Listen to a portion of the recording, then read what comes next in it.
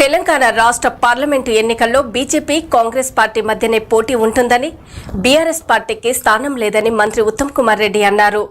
కులమతాలకు అతీతంగా జాన్పాడ్ దర్గా ఉత్సవాలను నిర్వహించుకుంటామని, గతంలో జాన్పాడ్ దర్గా అభివృద్ధి నిధులు ఖర్చు చేశానని చెప్పారు. గత 10 సంవత్సరాలుగా జాన్పాడ్ దర్గా అభివృద్ధి శూన్యమని చెప్పారు.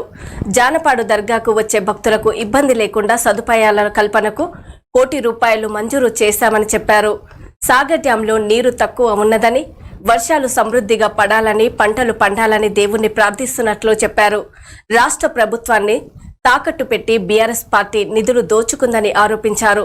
మిషన్ భగీరథ అంటూ డబ్బులు ఆగం చేశారని, మిషన్ భగీరథ సక్సెస్ అయితే కృష్ణానది ఒడ్డున ఉన్న గ్రామాలకు నీరు ఎందుకు రాలేదని ప్రశ్నించారు.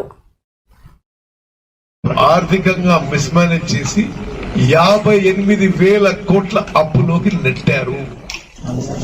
చాలా ప్రఖ్యాతి చెందిన జాన్పాడ్ దర్గాకి దర్శనానికి రావడం జరిగింది.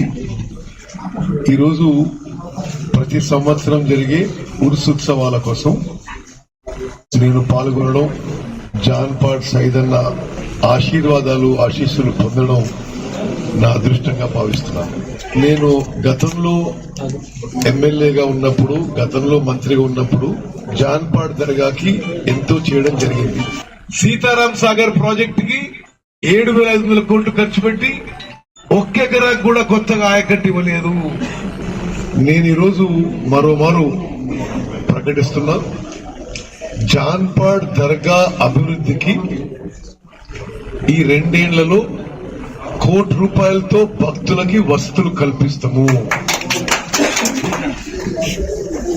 మంచినీళ్ళకి సోర్స్ క్రియేట్ చేసినాం, మంచినీళ్ళకి పైప్ లైన్లు వేసినాం, మంచినీళ్ళకి ఓవర్ హెడ్ ట్యాంక్స్ కట్టినాం, ప్రతి ఇంటికి ప్యూరిఫైడ్ డ్రింకింగ్ వాటర్ ఇచ్చినము అని పార్లమెంట్ కి జవాబు చెప్పిండ్రు.